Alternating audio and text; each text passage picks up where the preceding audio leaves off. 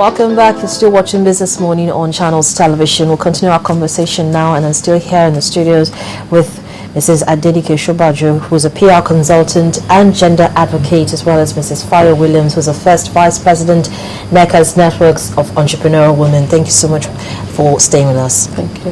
Well, when we started this conversation, you mentioned that there were three aspects that really needed to be considered, at least for this year. You mentioned poverty, you mentioned violence, and you mentioned education. Now, we know that the First Lady, Mrs. Patience Jonathan, had called on the National Assembly to enact a law that would guarantee the education of the girl child. What's your take on that? Have we really seen much of this for this year? Yes. One thing that I'm happy with, even if that is all that I can say concerning that aspect, is the fact that when we had the centenary celebration here in Lagos, the First Lady came with all the women, professors, and all that. We had a document that was put together, and that document is very, very inclusive, even if we've not been able to see that document. But I believe that with what happened that day, a lot has been input into that document that was presented to the Secretary to the Government of the Federation, Senator Ayim Paris Ayim. In there, if what happened at that event is sufficient, a lot has been put in to take care of issues of the girl child, especially in the area of education. So a lot that we need to do now is that all hands have to be on deck: parents, teachers, and government. If I may just add to that, I remember at the Newpreneurship, which was organized by NECA's Network of Entrepreneurial Women, we had Dr. Mrs. Obieze Priscilli, who spoke very, very passionately about this topic. And we need to start educating the families, the mothers and fathers. Right now, there seems to be this preference for sending the male children to school in some areas. We shouldn't believe that we've gotten over it.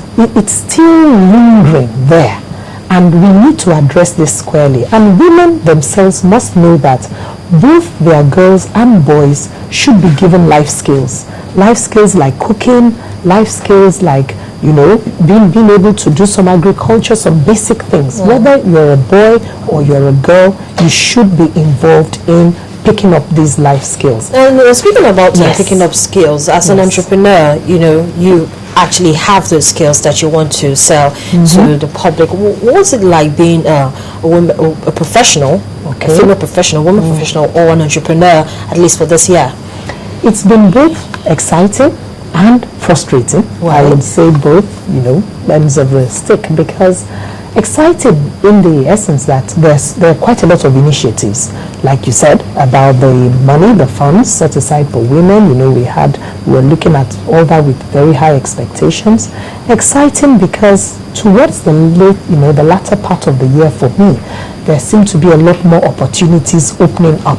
But it can be frustrating because for now we haven't really sorted out the infrastructural problems. We haven't sorted out the security problems. But in spite of those issues, we needed to get up and go. So that's just been it.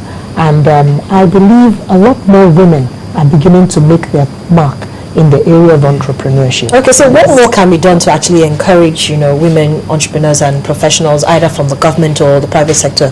You're from the private sector, so what more can be done? I want to look at issue of professionalism. I want to thank God that the women are up to the task along this line.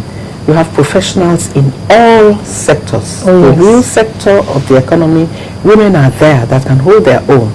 And if that is what we look at, I think year 2014 is a year to look out for women who are going to excel in all aspects. The point of empowerment is such that we now want to hold our own and ensure that women in the oil and gas industry, women in the private sector, women at the boardroom, we are all out now to ensure that things are done, because you have professionals. Well, how can they be encouraged? You know, because they have the usual challenges. You know, the first one being that you're a woman and you're not supposed to be in an office. You're supposed to be in the kitchen. You're supposed to be at home, bearing the children and raising them. So, what can be done to encourage such women who actually find that they can do more outside than when they're home?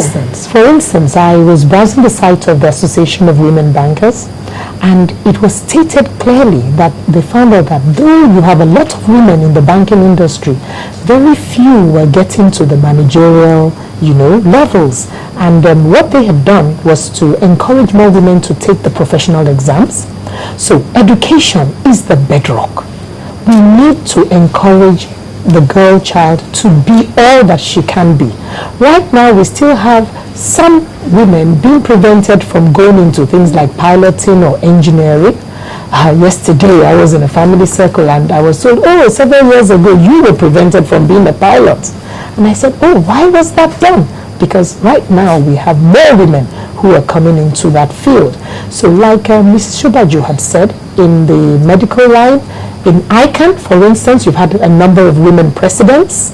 So 2014, the women should be, right there at the forefront. If I can add to that, I think it's important for everybody to understand the big picture, to know the overall view and perspectives of what we're talking about. And then we come together as women, we collaborate, we educate ourselves, we create the awareness, and then pass the message across. By the time we're doing it, you find that everybody will join forces with us and we'll move forward. Now, in the 2014 budget now, there's about, in the 2013 budget, the sum of 3 billion naira was provided for women development. Was that enough? Because you see, we haven't been privy to what the contents of 2014. So for 2013, now we have 3 billion. So how was it spent? And did we see? Was it felt by most women who actually are the target? I don't think this was felt, well enough. And we keep on going back to this 35% affirmative action.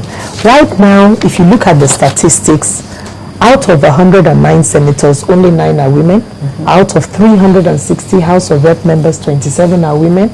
Out of the 990 State House of Assembly members, only 54 are women. So, you had earlier asked the question, Harriet, that how can we see greater participation of women? And one thing is getting these policies to work.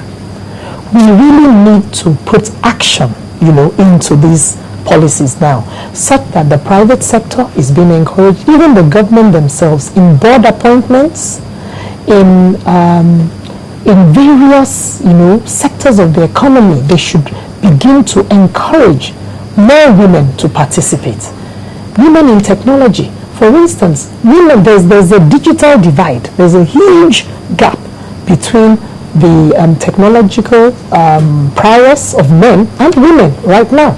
So we need to get more women on board to use technology and also to be able to excel in that field. So most of the challenges now that you mentioned, how can they begin to be addressed? Because January is around the corner. So we don't really have so much time. But already these issues. What has been done to ensure that by 2014, some, if not all of these issues will be addressed? I think what we need to do now is to remove apathy. We need to remove apathy. We need to, like I said earlier, understand the big picture. And then we have to bring forth all the essential qualities, that we require for leadership. So that at the end of the day, you find that we are there putting in a lot of value into what is going on, and we insist to be sure that we are heard.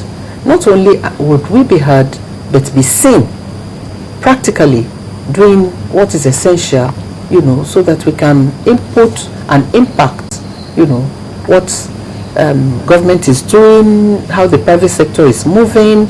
We need to know what is going on at the stock exchange. We need to know how to develop our businesses and all that we have in us. And then it's important, like I said, I'll say it again, for us to collaborate.